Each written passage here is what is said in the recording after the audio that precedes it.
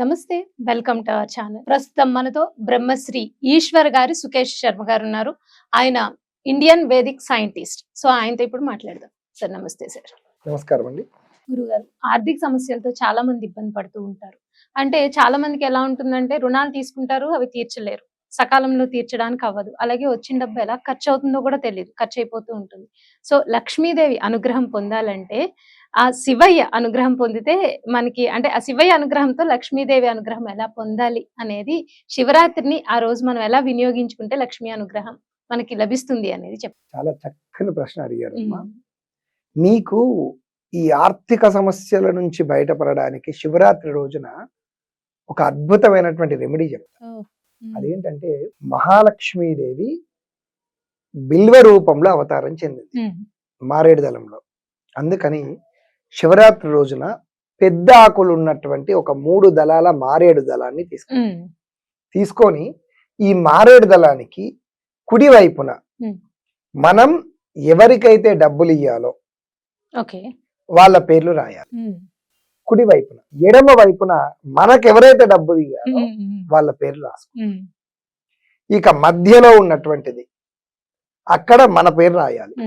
అలా రాసి ఈ మారేడు దళాన్ని బోర్లించి పరమేశ్వరుడికి శివలింగానికి తగిలేలాగా బోర్లించి 108 సార్ల ఓం శివాయ నమః మమ దారిద్ర్యం నాశయ నాశయ మమ అభీష్టం సిద్ధయ సిద్ధయ అనేటటువంటి మంత్రంతో 108 సార్ల ఈ మారేడు దళాన్ని శివలింగానికి ఆనించి ఈ మంత్రము 108 సార్లు జపించేయాలి.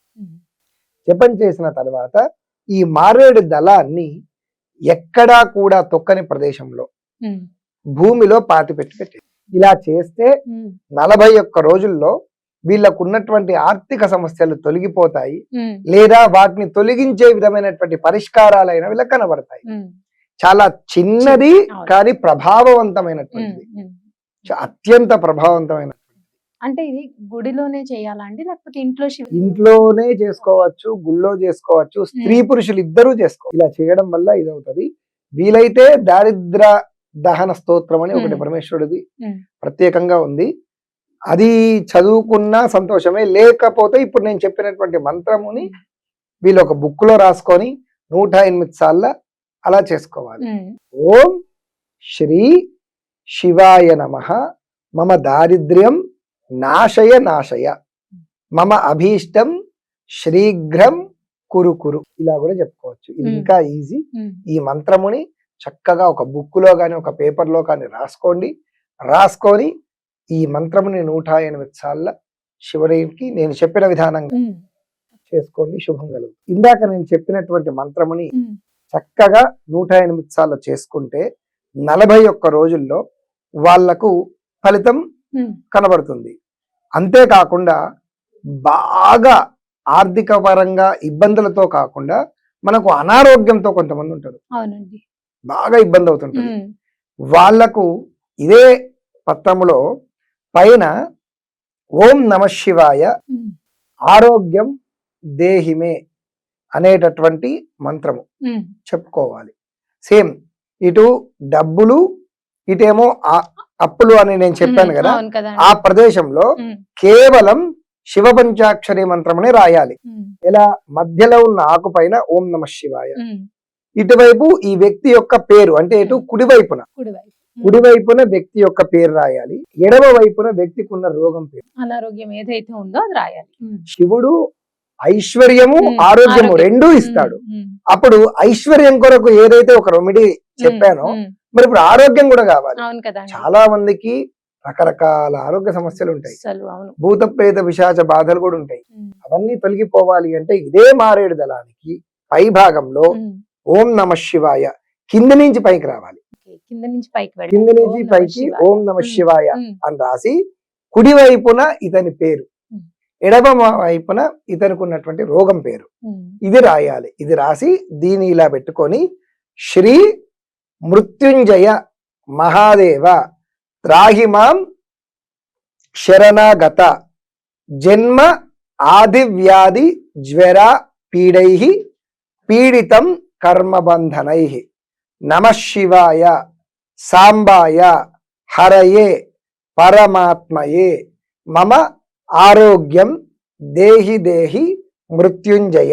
ఉమ్, ఈ మంత్రాన్ని చక్కగా 21 సార్లు జపిస్తే ఉమ్, వాళ్లకు అనుకున్నటువంటి కోరికలు సంపూర్ణమైనటువంటి ఆరోగ్యము లభిస్తుంది. ఉమ్, దీన్ని ఏం చేయాలి?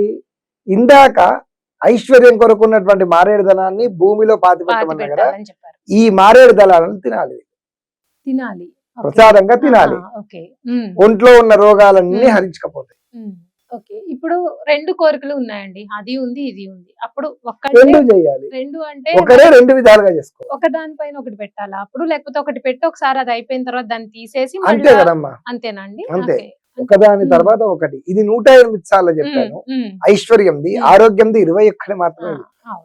ముందు ఒకటి చేసుకుని ఎప్పుడైనా సరే ముందు ఆరోగ్యంది పెట్టాలి. అలాంటి మ్మ్. సమయంలో 2 ఉన్నప్పుడు ముందు ఆరోగ్యం. ఉహు, దేహి సౌభాగ్యం ఆరోగ్యం దేహిమే పరమం సుఖం. ఉమ్, మీకు 100 కోట్లు వచ్చినా అనుభవించడానికి ఆరోగ్యం లేకపోతే మీరు ఎలా అనుభవిస్తారు? అవును. ముందు మీకు ఆరోగ్యం కావాలి, దానివల్ల ఆయుష్ ఆరోగ్యము ఉమ్, 2 ఉంటే తర్వాత సంపదలు కదమ్మా, ఉమ్, ఉమ్, అవునండి. కదా. అవును, కరెక్ట్. అందుకే 21 సార్లు ముందుగా ఇది చేసిన తర్వాత ఈ మారేడు దళాన్ని పానబట్టం మీద పెట్టి మళ్ళీ దీన్ని తీసుకొని 108 సార్లు జపం చేసుకోవచ్చు. అప్పుడు తర్వాత ఈ 108 ఐశ్వర్యానికి సంబంధించినటువంటి ఆర్థిక సమస్యలైనటువంటి బిల్వపత్రాన్ని మట్టిలో పాతి పెట్టేసేయాలి, ఏదైనా చెట్టు కింద. అలానే దీనిని తినేసేయాలి. అది ఇప్పుడు రాసే కలర్ పెన్ ఏదైనా కలర్ చేంజ్ ఉండాలి అట్లా? పెన్నుతో కాదు, గంధంతో రాయాలి. గంధంతో రాయాలి. గంధాన్ని కొంచెం వాటర్ లో తడిపి రాయాలి, అంతే కదా? మామూలుగా అయితే పూర్వకాలంలో ఉమ్, దానిమ్మ పుల్ల ఉమ్, లేదా మారేడు అవును. ముళ్ళు ఉంటుంది కదా, ఈ ముళ్ళుతో రాసేవాళ్ళు.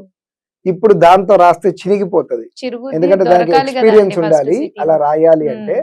అందుకే ఇప్పుడు మీకు ఈజీగా అయ్యేటట్టు ఏంటంటే పత్తితో రాయొచ్చు. అంటే ఇయర్ బడ్ ఉంటుంది కదా కొత్తది, ఆ ఇయర్ బడ్ తీసుకొని గంధములో ముంచి చిన్నగా రాసుకుంటే సరే. నిజంగా శివరాత్రి రోజు, మహాశివరాత్రి రోజు ఈశ్వర ఆరాధనతో పాటు లక్ష్మీ ఆరాధన కూడా చేసుకుని ధన సమస్యలు ఎలా తొలగించుకోవాలి అనేది, రుణ బాధల నుంచి ఎలా తప్పించుకోవాలి అనేది ఇప్పటి వరకు ఎవ్వరూ చెప్పని రెమెడీ చాలా చక్కగా అద్భుతంగా వివరించారండి. ధన్యవాదాలు. నమస్కారం.